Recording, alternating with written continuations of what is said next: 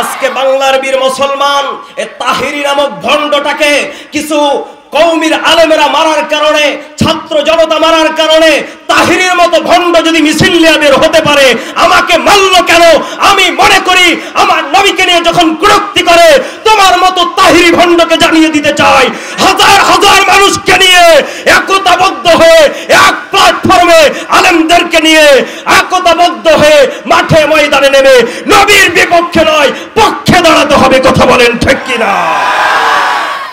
কলিজার টুকরা মুসলমান, বড় দুঃখ লাগে যখন কারো গায়ে যখন আঘাত লাগে তখন নিজের স্বার্থ ঠিকই বোঝে আমার নবীকে নিয়ে কটূক্তি করা হয়, আবার দেখবেন তারা নিজেরা রাজপথে নেমে যায় নবীকে নিয়ে কটূক্তি করলে নামে না। কথা বলেন ঠিক কিনা?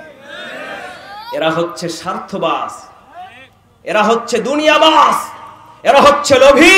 কথা বলেন ঠিক কিনা? প্রাণ প্রিয় কলিজার টুকরা মুসলমান ভাইরা আমার, আপনারা ইতিমধ্যে সোশ্যাল মিডিয়াতে দেখেছেন তাহিরি নামক শয়তানটাকে কিছু পোলাপান মারার কারণে ও দেখেছেন বিক্ষোভ মিছিল নিয়ে এসেছে। কথা বলছেন না কেন? আছে সমস্যা কি? কয় আমাকে মারলো কেন? নাউজুবিল্লাহ বলবেন না। আমার নবীকে অপমান করে একদিনও মিছিল বের হলো না। গরম পানি দিয়েন।